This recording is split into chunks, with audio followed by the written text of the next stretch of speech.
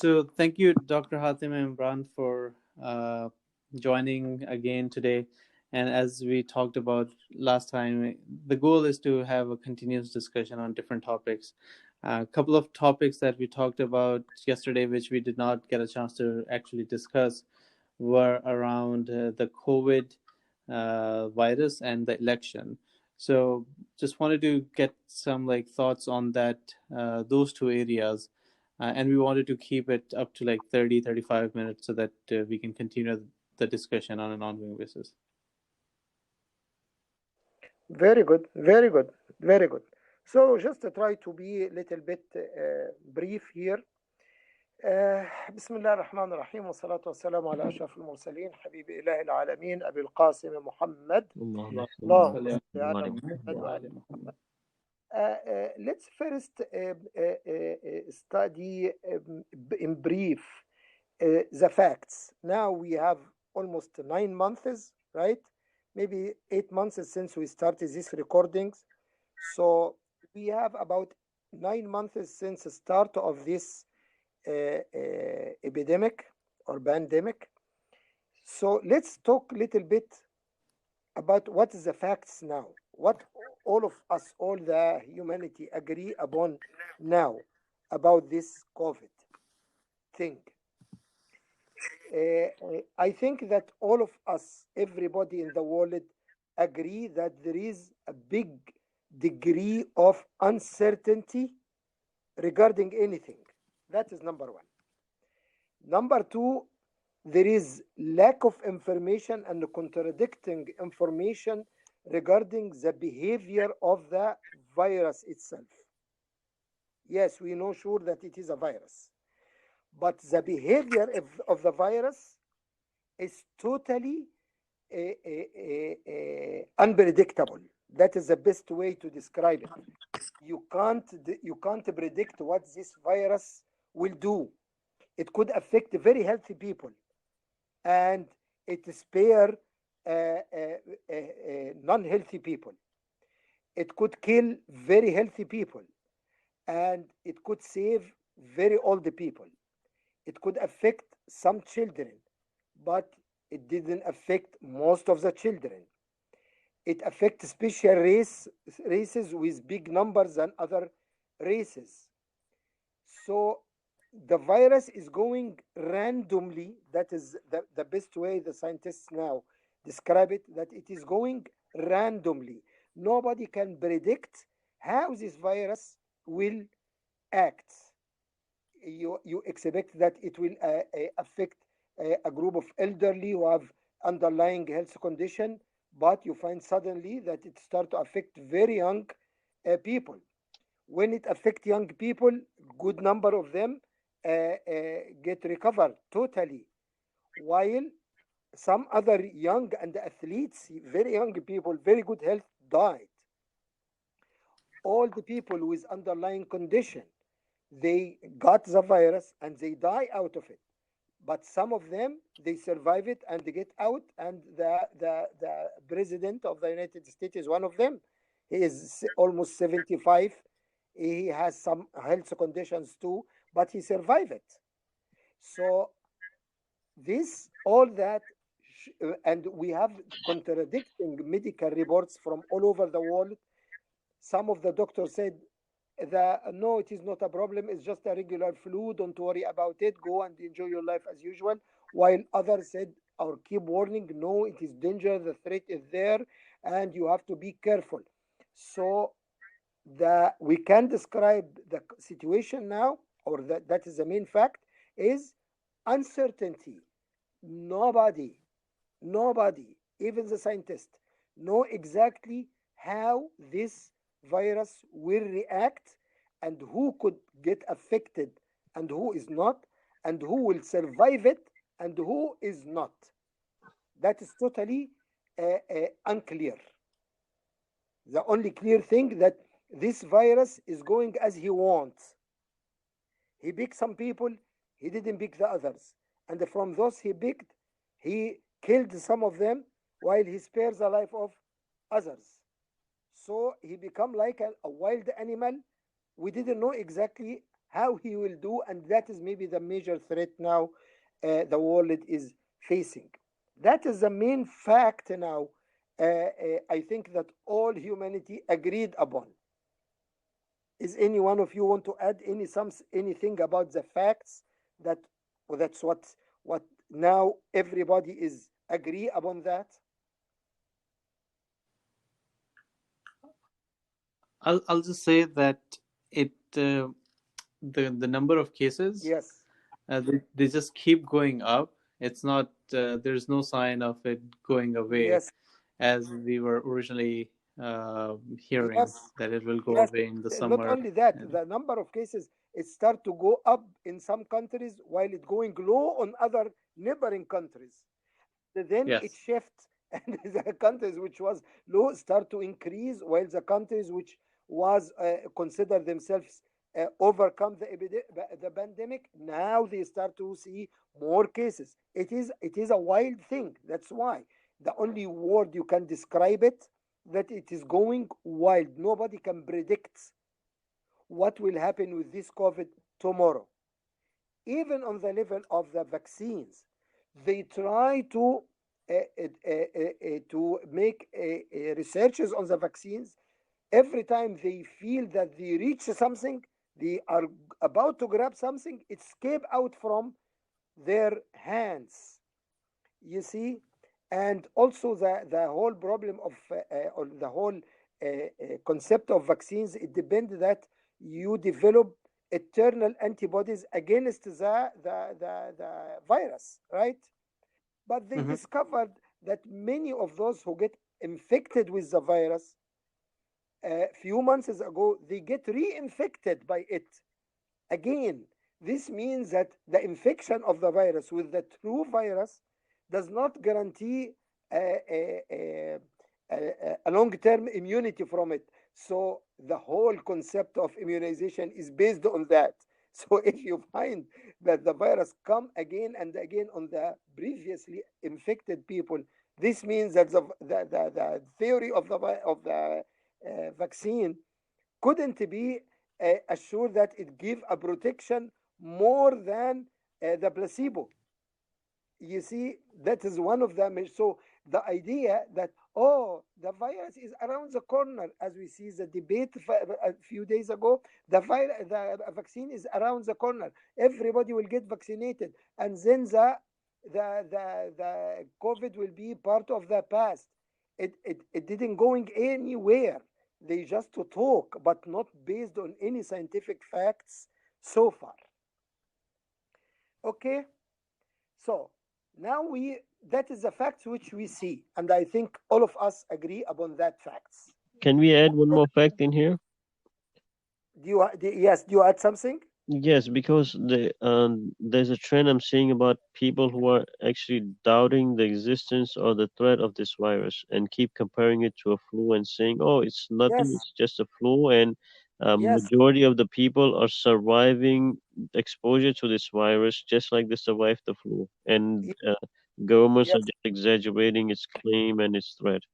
yes. Well, that is a part of the confusion I talked about.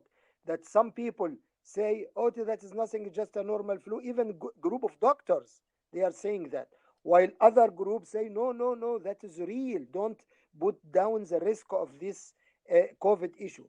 That in itself creates a state of uncertainty and ambiguity regarding the whole thing. All the world now, whether from the top to the bottom, they didn't know exactly what is going on. And I challenge you that anyone can say for certainty, can say that I know exactly what is going on. Nobody, even with all the technology and the advancement of the world, nobody can know exactly what is going on. That is the condition of uncertainty and ambiguity, and that is the main facts now regarding this virus. Now we proceed to talk about what is the effects, that what is the effect of the virus so far on the people as a whole, in the world. Of course, there is a political effect, and there is economical effects and there is social effects. All of us can notice that economy is going down in most of, or if not all the countries.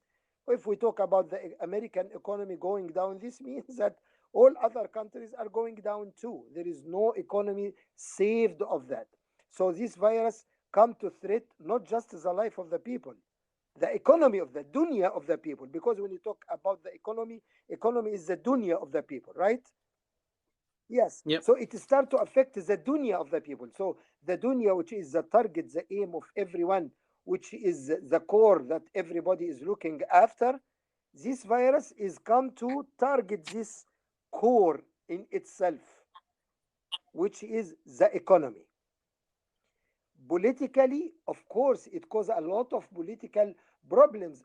Only, of course, the economical problems in itself reflect as a political problems too, because now when you find more and more of the developing countries and third world countries suffer from the economical consequences of the virus, now it become a good chance for some of the superpowers to take advantage on these countries to pass their political agenda. That's why we see this recent wave of normalization between different countries and the Jewish state taking advantage of this situation. Because, for example, if you take a country like Sudan, which has been hit heavily with the COVID and the economical consequences of this reflect in political positions, because you know the economy get affected too much with the politics get affected too much with the economy.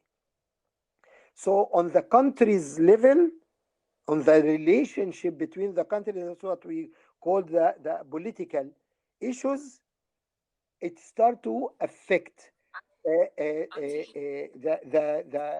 political systems in different countries. Political systems it start to affect the alliance. And don't forget what happened with Italy when most of the countries of the European Union, they abandoned Italy to face the pandemic alone, and they start to think or to rethink about why we are part of this European Union if nobody come to help us. You see, so it start to affect the alliance between the superpowers and with each other as much as it affected the third world countries. And when you come to the social effects of the COVID, of the coronavirus, you find a big impact of the this pandemic on the life of people. We start to use to get used to a life we never practiced before. Now, in the beginning, we see that wearing the mask is something weird. We feel strangulated from it. We feel annoyed. We feel not comfortable with it, whether outside or inside. But now it become part of the life. Not only part of the life. I know some people now, when they come out without the mask, they feel that they are naked. Yes, they feel that what is this? This is something abnormal. That is one of the social effect. People start to fear from approaching each other, or sending salam to each other, or shake hands with each other, or giving kisses to each other. All these social habits, whether good or bad, start to disappear, and we start to live in under a new laws of social controlling our social life, totally different from the life before. I think all of us agree on that. Also, one of the social problems that we can't say problems, social differences, that now more and more people work from home. Working from home means more contact between wife and the husband and the kids, means more problem inside the family. the husband is watching. The wife is annoyed by the continuous presence of the husband and his continuous orders and instructions and unsatisfaction, how the family is going, and all this stuff. He is not happy with the kids. The wife is not happy with the husband inside the home. She felt that her personal freedom get lost because of the continuous presence of the husband inside the home. The presence, because you have both spouse, both the father and the mother are working from home, so the friction between them start to increase, and the friction between them and their kids, in most cases kids are studying from home, and that is another social issue, the issue of the education of the kids, going to the school versus staying at home. That is in itself change totally the dynamic of our social life uh, inside our families. Now you notice that more and more people, because they didn't have to go to work, now you find that there is a waves of immigration of people from the inner cities, from big cities to the suburbs, and that's become very noticeable for the last 3 4 months. People keep moving Mhm. from New York City to the suburbs of New York and the suburbs of New Jersey. Same thing with Chicago, same thing with Houston, same thing with Los Angeles. That is also a major change. This means that the life as you know it in the major cities start to change. And I think the president referred to that in the debate. He said, now when you go to New York, the city we love and the city which never sleep, you find it start to little by little to be a city of ghosts. That even the restaurant are open, the bars are open, everything is reopened, but there is no customers. Disneyland, they try to open their doors, but they found no customers, and they have to reclose and to dismiss a lot of lay off a lot of its employees. So the social life has been affected too much. The amount of enjoyment of the people decrease, and that is another thing. The virus attack the dunya of the people, because the dunya of the people, not only the money and the economic, the dunya of the people is the enjoyment, right? So it start to affect the level of their enjoyment of the dunya. People, how many um, let me say this, most of the people, they didn't love to stay home. Actually, most of the children, they keep complaining that, oh, fathers and the mothers, they love to go outside and enjoy their life outside. They have little time to spend with us. That's part of the enjoyment of the dunya, to go out, to eat out, to entertain out, to go to a gym, for example, to go to the sporting clubs, to go to nightclubs, to go to different major restaurants, to go to picnic in the parks. People, they love to enjoy their life, to go to make some socializations with friends, women with women, and men with men, or couples with couples. That is part of the enjoyment. Parties, they used to arrange parties just to enjoy their life. So all that drop, totally drop. So this means that the enjoyment of the life for the regular people has been dropped, both on the economical side and on the social side. Yes, And Dr. Hatem, I'll add 2 points. So completely agree with everything that you said. I think one aspect is also the as a result of everything on the society, as well as like when you combine that with economic problems, people being laid off, staying at home, you have the mental problems that are absolutely. coming up. Yes, uh, mental uh, problems. Yes, yes, Depression. domestic violence. Yes, they Exactly. talk about it already, that this is big problems. Especially now, most of the parents are concerning now, really, because they didn't see any light at the end of the tunnel. They start to be concerned about Right. the education of their children. It become a main concern, especially if you have children in the school, whether in the elementary school or middle school or high school.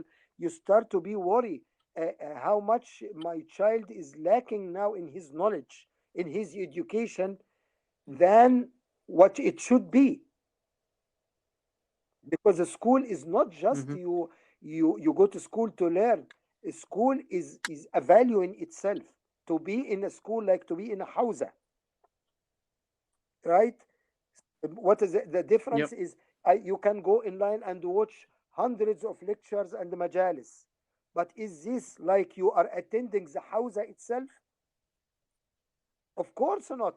That Yeah. is the same thing. Online learning is totally different from going to the school physically and have this human experience between the student and the teacher, and the student and the other students.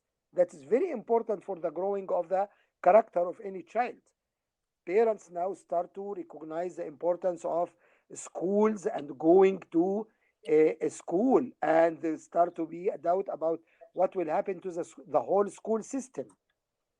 So that is Yeah. some of the examples. Some of the examples I am And I can't enumerate in this short time all the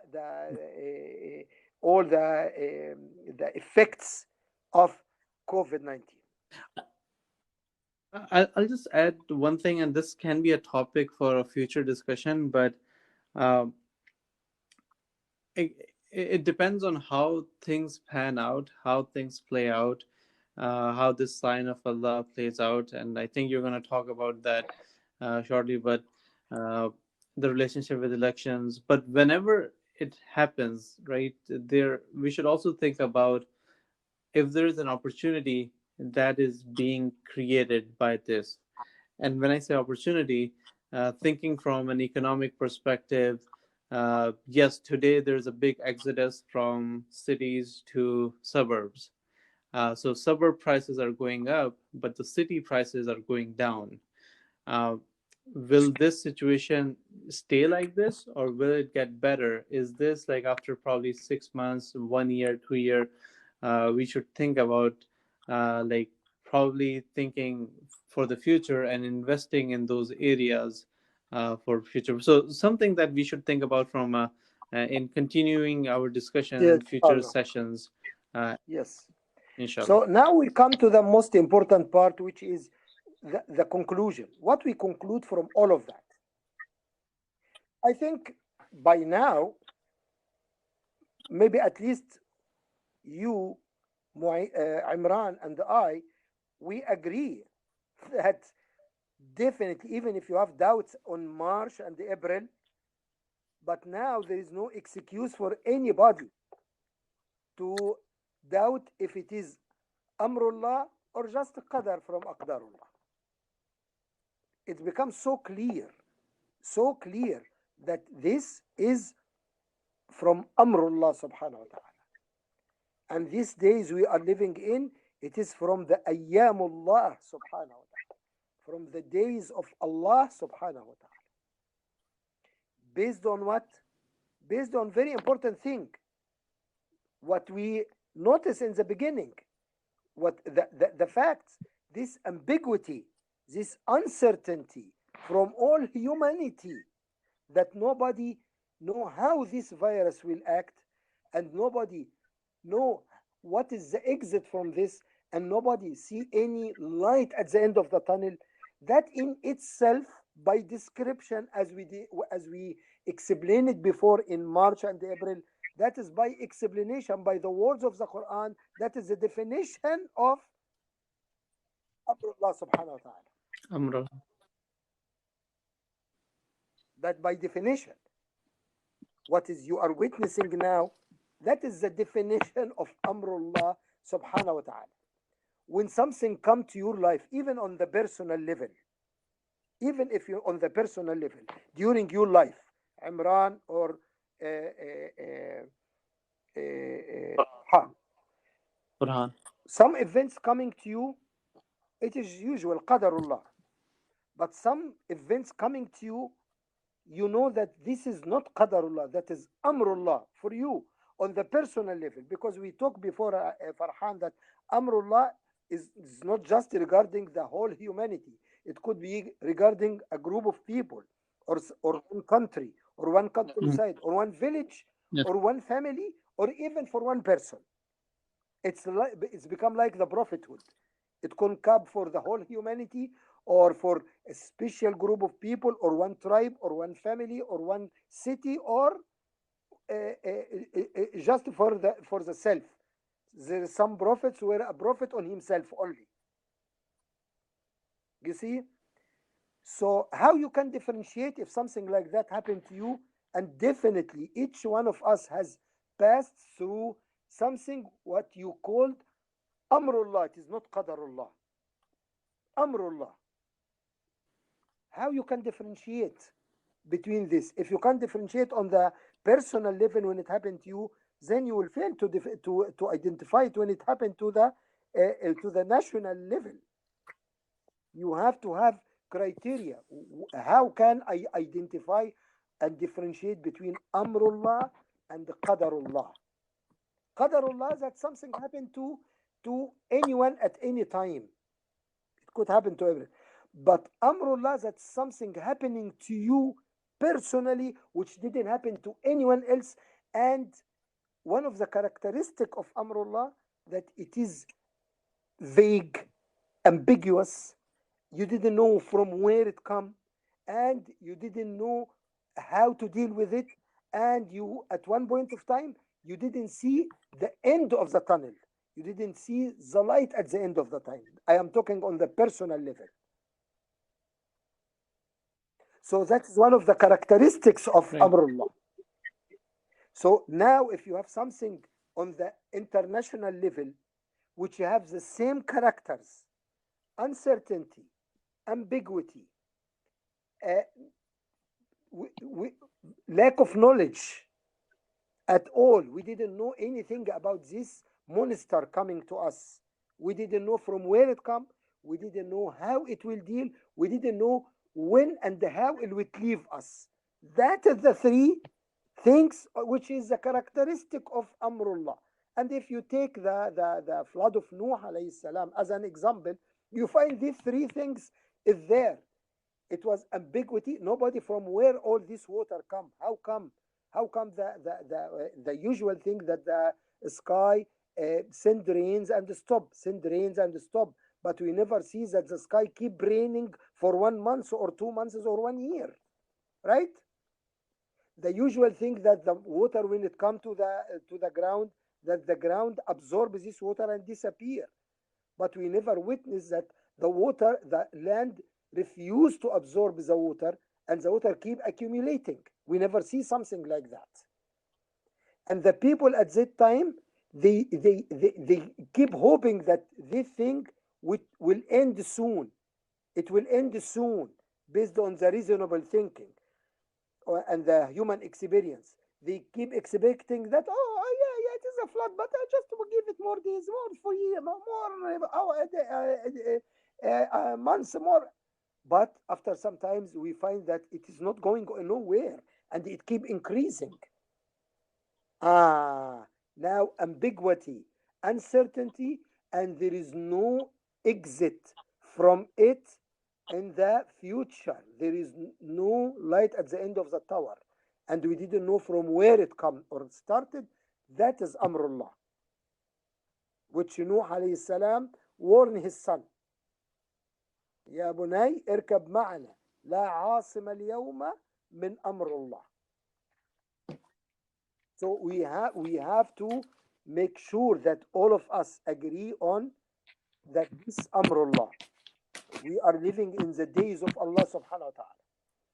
It never days and nights of Muharram passed like it passed this year. It never the Arba'in passed like it passed this year. The months of Ramadan never passed as it passed this year. What more evidence you need to believe that this is Amrullah subhanahu wa ta'ala? It is equal to the days of Noah and the flood.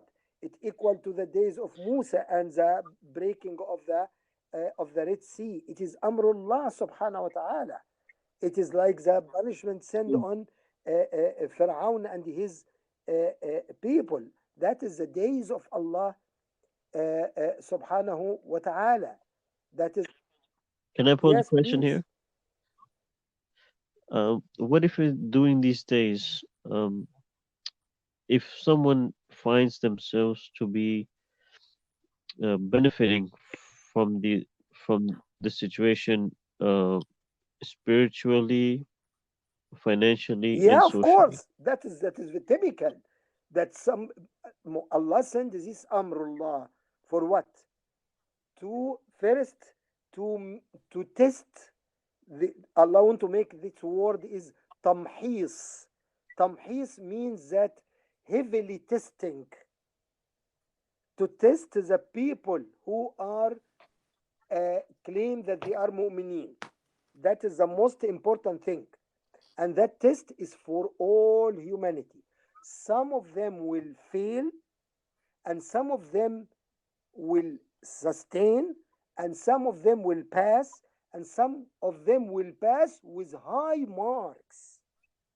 That those that you are talking about, who found themselves spiritually higher.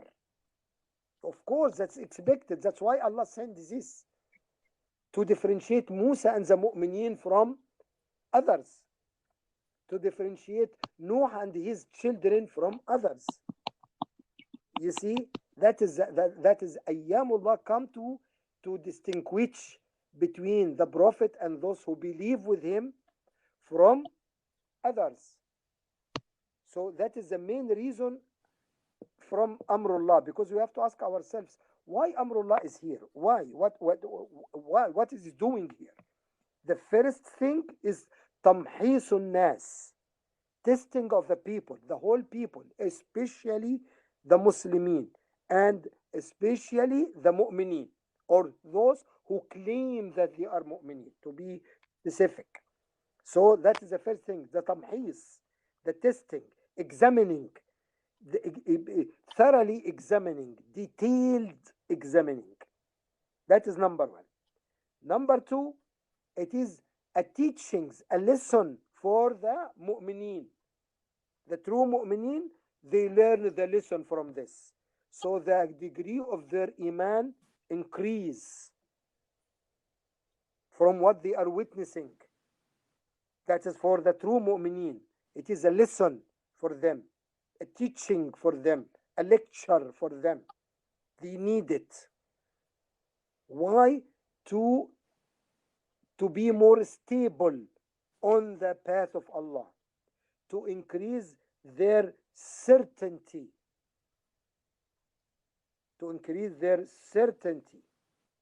yaqeen, about Allah subhanahu wa ta'ala. Third thing, so we said it is tamhis, examining, thoroughly examining for the all people, especially the Muslimin. Second, it is a teaching, a lesson for the true mu'mineen. Third, it is increasing in the certainty for those who have certainty. Some people, those we call them the arifin. You know this term, al-arif. He arif. Yes. Is, Khurafa, yes, the Arif, arif. yes. That arif means that he has a certain level of yaqeen, of certainty.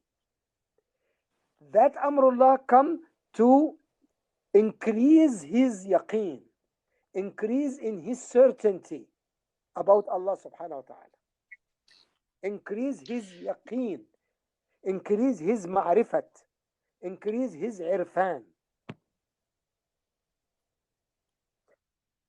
And then there are those who are benefiting financially a lot, like billionaires are becoming even more richer. The bankers, the financial advisors, the investors, some of them has double, triple, quadruple their Okay, wealth. who cares? Who cares? That is the least thing.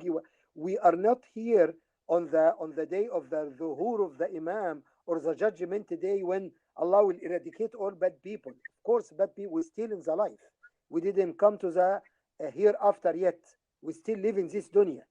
So because it is ayyamullah and amrullah, that does not mean that Allah will eradicate all the bad people, or he will destroy all the rich people.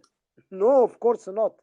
Actually, as much as there is good people who become more good, there will be bad people who become more bad. There will be rude people who become more rude. There will be dirty people who become more dirty after this. Because we are not facing Amrullah of Noah when he cleaned all the land. No, that is not like that. It is not like that. The Pharaoh regime does not fail after the Pharaoh sink in the sea. The Pharaoh dynasty continues. It continue after that. It didn't end, right? It was there for hundreds of years after Musa alayhi salam. There was many Pharaoh came after the Pharaoh So, of Musa.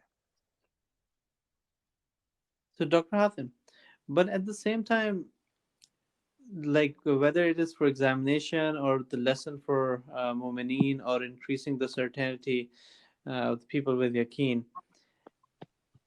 And I'm just gonna say what I've seen in my personal life. Um, this at the beginning, there was a lot of like people posting like these Yes, recite these duas, and they will help you protect. And then there was like Ramadan, and then Muharram. So there were like a lot of majalis, probably like attending 4 or 5 majalis. But then there were like different groups of people. There's one group of people who got really engaged in majalis, for example, or lectures, because they had more time. They were home. They were not traveling. Um, but there was this another group which was because it wasn't happening, because they didn't have to go to the centers. So they were like, oh yeah, we can do something else, or like, okay, we're just gonna do one majlis on the Arba'in instead of like every weekend. So and now overall there is there is a feeling like instead of people, or like a lot of people, like including me, is like how in the beginning people were thinking like this is Amrullah, or at least like they were starting to think this is a sign of Allah. Now people have given up. They're like, oh, we have to go out, and like what can we do, whatever happen is going to happen, without thinking that they need to, or we need to, or I need to focus on myself and making sure that I continue to learn as well as seek protection from Allah. It is more about, it is what it is, we have to die, and then like giving up hope kind of situation. Is that right? Or what do you think about that kind of thing, like when people give up hope and not even think about astaghfar, or like doing something to mend this situation? I'm not saying only like Muslims, but in general, like even the president and others, they're not even saying that this is a sign of God. They believe in God, but they're like, oh no, this is Chinese virus and I want whatever. to ask to make to bring the meaning more closer to your eyes. Of course, many times you get tested in your life, right? In the school, in the college, postgraduate, whatever, right? Imagine yourself, you are Yep. inside the testing hall. You take your seat, you are trying to be ready for the test. They come and give you the question paper. Okay?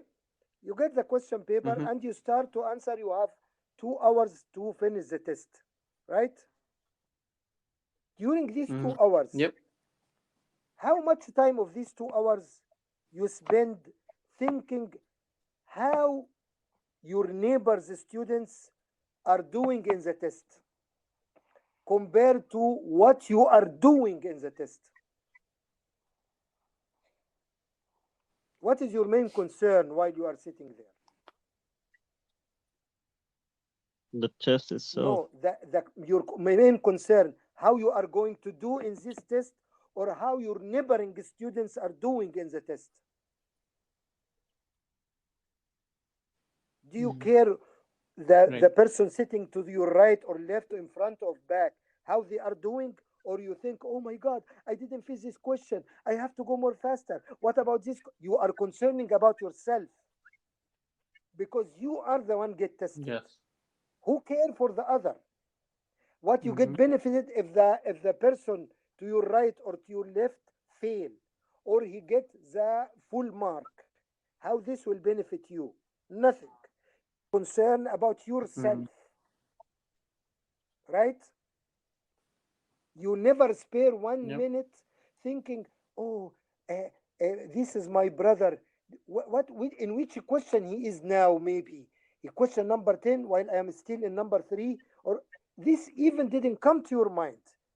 Your worry is about yourself. How much you finish of the question? And sometimes it does. It- Sometimes it does. Like but if you're very slow. If you're competing with the at other the end, person, yes. if you are smart, you didn't want to spare any moment without focusing on the test because Yes. the whole your life based on the result of your this test, right? So when Yep. who is testing? Allah is the tester. He is the testing one. Mm.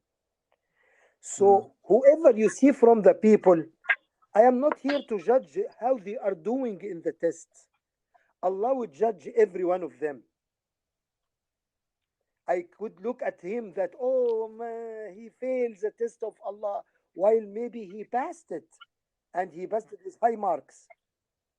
Mm. While those people you think that, oh, mashallah, they keep sharing, posting a very religious things. Oh, mashallah, they pass it. Maybe they are failing. It is not my duty to judge them because I am not the one who testing them. Allah is testing them. And that is between them and Allah, not between them and me. I have my own hem between me and Allah. I am worried about myself. I'm not worried about the others and how they are doing. Just think about yourself, evaluate yourself, evaluate your reaction to what has happened, evaluate your response to the test of Allah subhanahu wa ta'ala, and then ask Allah subhanahu wa ta'ala that if you fail, that He correct you, that if you are weak in some point, He strengthen you.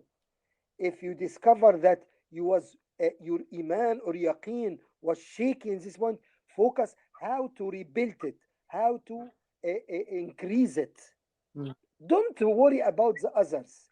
Don't. That is from the shaitan usually, which give, look at the others how they are doing. Look how they didn't take it lightly. Don't worry about the others. Just worry about yourself. If you know for yourself that this is Amrullah, Alhamdulillah, you very good. Even if all the world let's say no, no, no, no, no, no, that is not Amrullah. That's what okay, okay. How this will hurt you? It will hurt them because at the end it is test for them, and the judge is Allah subhanahu wa taala for them. You didn't know whatever inside their heart. They talk, they make majalis, they attend the majalis, but do you know what's really inside their hearts? You know? Of course not. Because you didn't know, you can't judge. And because you are not the designer of Right. the test, you are not the examiner, so it is not your job to judge them. Judge yourself. Concentrate on yourself. So again, it is tamhis, examining for the whole people, especially the Muslims. And it is a lesson, teaching for the true mu'mineen. And it is a yaqeen for the arifin. It increases the certainty for those who they have ma'rifat and they have arfan. And finally, it is a bushra. It is a test, but it is a bushra, a glad tidings. For whom? For the sadiqeen, for those who are truthfulness. And that is the highest grade. That's why Allah said, Kunu ma'as sadiqeen. Muhammad and Al Muhammad and those who are around them. Allah is telling you, be among them. That is the higher rank. So for those sadiqeen, if some of them are present in this dunya, this COVID it become like a bushra for them, because that is the one of the days of Allah. So they are able to identify that is a day of Allah, and it is a bushra for them because that is a day of my God. That is a day from my God. It is a day for my God. So of course, if I believe, I become very happy. That is وَيَوْمَئِذٍ يَفْرَحُ الْمُؤْمِنُونَ. Allah said that in the Quran. وَيَوْمَئِذٍ, on that day, يَفْرَحُ الْمُؤْمِنُونَ بِنَصْرِ اللَّهِ. The mu'mineen will be happy on that day because it is from the days of Allah. And that's why Allah told Musa alayhi salam, وَذَكِّرْهُمْ بَأَيَّامِ اللَّهِ. Remind them that if you want to be good, be from the Sadiqeen, and you will be happy when the Ayyamullah will come. You see? So on these four levels, we have to understand the COVID. It is a testing for the whole people, especially the Muslims. And it is a lesson, a lecture, a preaching for the true mu'mineen. And it is a certainty or increased certainty for those who have ma'rifat of Allah subhanahu wa ta'ala. And it is a glad tiding, bushra, for those who are truthful, as-sadiqeen. Those are the companions of Muhammad and Allahumma salli ala so Muhammad. any questions regarding this? And please just focus in yourself. You didn't have, don't get fooled with the others, and don't get fooled with the shaitan who try to attract your attention away from yourself to be a judge for the others, or to make assumptions of the others, or to criticize the others. Others will be tested by Allah subhanahu wa ta'ala. Don't worry about them. Allah will never commit dhulm to them. Allah is just. And He give every person whatever he deserves. If he take advantage of this to be more evil, Allah will hold him accountable. Don't worry. He will never escape from the wrath of Allah and the revenge of Allah. And if he is good and the change and the pass that between him and Allah, Allah will reward him. Just focus in yourself how to get benefited 100% of Ayyamullah. Imagine Farhan and Imran that now you start to find heaven start to shower dollars. Dollars. What be the concern of each one of the people? To collect as much as he can of these dollars, right? Including, of course, me and you and everybody. He will concern himself how much to collect. But he will think at a moment, if the person to my right or my left, he collect more than me or less than me. No, in the process of collecting, I am concentrating in collecting as much as I can of dollars or points or whatever. وفي ذلك فليتنافس المتنافسون. You have to compete not through looking to each other, but to compete how to achieve the most for yourself. You see, it is a difference between some students go to the test, to the exam, and their main concern to be better than others. Those people are bad people. Your main concern should be to do good, so I please the examiner, and to increase in my knowledge for the test. Right? That is a good person. But the bad person who try to make his effort to be better than the others, that is a jealous person. That's a person who has arrogancy. That's not a good person. And such a person, if you have a time or a chance to make his examinee next to his right or left, if he ask him about an answer for the question, if he can, he will give him the wrong answer. So he take lower grades than him, because his main concern to be better than others. And that's one of the madakhil of the shaitan. Shaitan come to you telling you, see, mashallah, Farhan, you recognize that this is Amrullah. Look at the other people. They didn't catch the point you catch, alhamdulillah. They are misguided. See how they are dealing. See how they are. He tried to enter your nafs through this, through the iman, saying to you, see, alhamdulillah, you become good, alhamdulillah, you recognize, you get benefited from it. Well, look at the other, look at your brother, look at your community, look at the Maulanas, what they are doing. And you lost a precious time instead of get benefited of ayyamullah, especially this issue of the COVID, which could end suddenly. We never know. And when it end, it will end suddenly, like the lunar eclipse or solar eclipse. It go, stay for a while, and then it pass. It will clear, and it will clear. I am sure it will clear. But when we didn't know, but when it clear, ask yourself this: did I pass the test?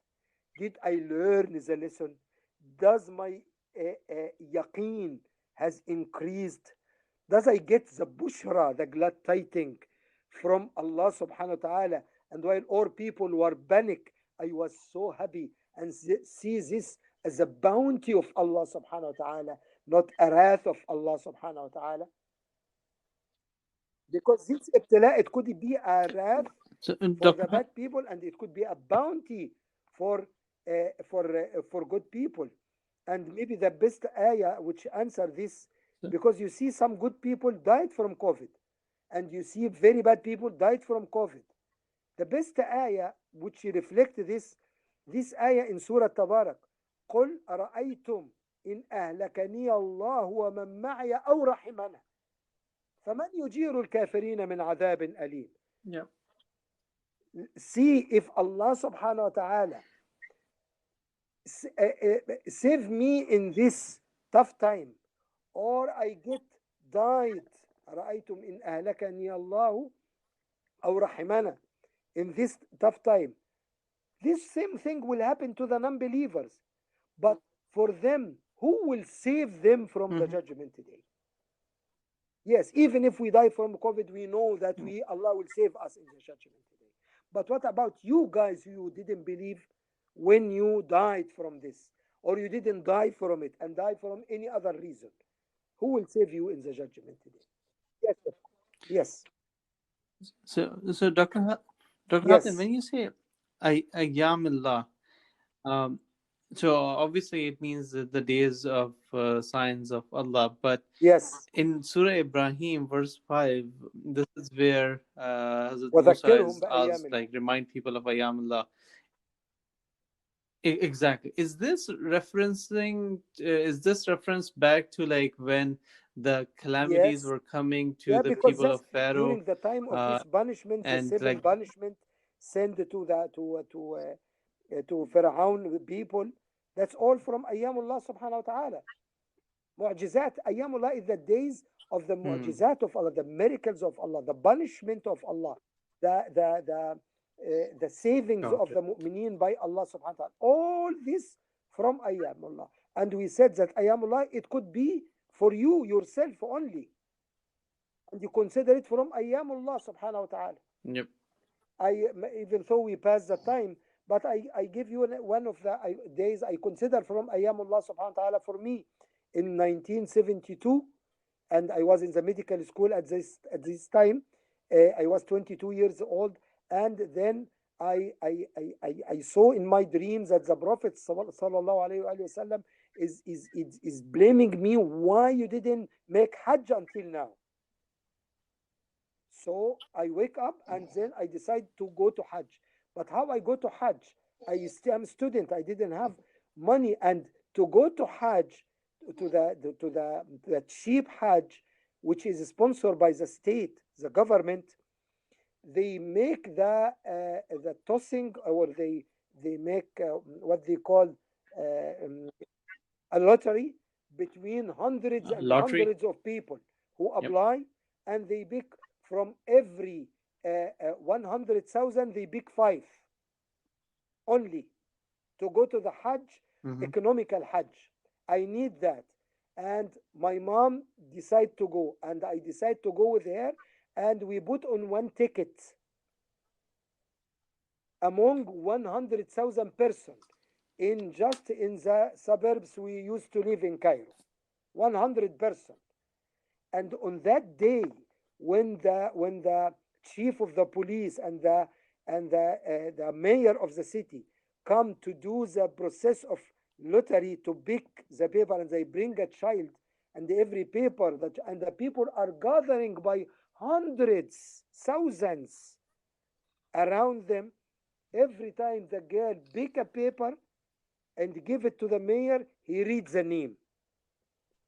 And I was attending that day, and it was miraculously that I listened to him saying my name.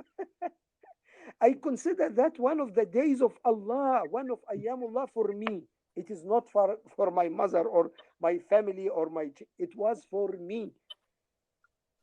I just give you that an example for what is the meaning of Mm. Ayyamullah. It could be on for you only, or for your family, or for your city, or Mhm. for the whole humanity, like this COVID thing. So can we just take 5 minutes only for the elections?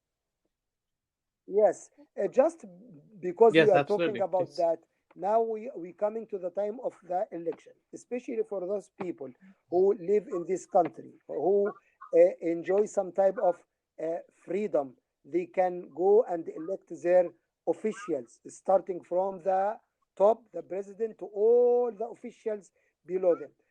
We have to participate, and that was the recommendation of all our maraja, that go and participate and participate in these civil rights, and use your rights to elect. Try to elect the people, to the good people, as much as you can. Of course, you are not in a Muslim country, but so you can't say, "Ah, I will be a Muslim, but all those are Christian." No, among them, try to choose who is the best of them for Islam, for Muslimin, and for you as a person too. You are not just a Muslim; you are a human being too. So, if you pick a good superintendent for the school, or the education board for you the school, of course the curriculum is not Islamic, but you have to choose the one who bring you the best education, even if it is not Islamic education. But at the end, you are a human being. You need education for your children.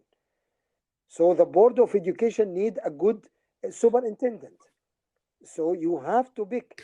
The election is not just for presidency. When you participate in every year in the election, you choose the police chief. You choose the mayor. You choose your local governments. You choose the member of the education board, the board of education. You choose the sheriff. You choose many people who are very very important to your life in this country. So why you didn't participate in this process? Those people will affect your life and the life of your children. So you have to participate, make this happen. Because we abandon this right, that's why we get neglected in this community. Because we never have a unity between us to choose. So we can form a lobby to pressure those local officials to respect our Islamic habits, or to change some of the laws, or because we refrain from participating in this process. Why? But of course, one of the most important thing, the process of choosing a leader of the country. Yes, the Maraja told you to try to choose the best of the Islam. Our Islam, not because the Sunnis are Islam too, Saudis are Islam. No, we are talking about our Islam, the Islam of Muhammad and Al Muhammad, the Shiite Islam. What, who is the best based on your current knowledge? We didn't know what will happen, what the future will be, but based on the current situation, who is the best candidate to serve these Islamic values for Muhammad and Al Muhammad, for the true Islam, and who of them will be less evil to the Muslims all over the world, everywhere, not just Muslim in America, Muslims in America and in everywhere. Which of them is less arrogant? Which of them is less racist? Which of them is focused more on the principles of life and not focus more on the material of life?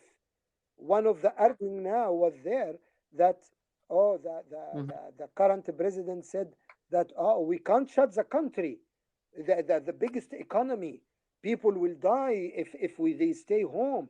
We have to keep working to bring food on the table, and let's, whoever will die, let him die. What we can do, we can't die all of us. While on the other hand, there is another candidate saying, no, we can't neglect human life. Every human life is respected. قاتل النفس المحترمة. We have to protect our life, and on the same time we take some measures to control the disease and to keep some places open. But just we can't rush to open the country because we are run our materialistic ambitions and needs, and neglect the people who could die during this process. So you have here race between two values, between 2 points of view. See which of them more closer to Islam, which one of them, for example, the issue of the environment. One of them saying, who care for the environment? We have to open more refineries, more factories, even if there is a pollution, so more people will have work. While the other one said, no, we have to concern ourselves about the environment and how we will destroy our planet, and see how many hurricanes and the storm, because all of that we have to put or at least to take care how much damage to the atmosphere we are causing every time we build oil refinery and factories and all this stuff. Not everything that jobs, jobs, jobs, jobs. No, there is other aspect of that. You have to judge between all these Yes. values and which of them is more closer to Islam, and also you have to see which one of them is more closer to be less harm to the Islam, and use your best judgment. But you have to go and participate. Don't just stay home. You have to go and participate. And that is Perfect. responsibility in front of Th- Allah subhanahu wa ta'ala. Even though, because some people say, oh, both of them are evil. Even choose the less evil of them. And even if you choose him and then later it proves that he was, oh, shaitan rajim, more worse than you expected. At least you did your effort and you make ijtihad, and you was not correct in your ijtihad, you have an ajr.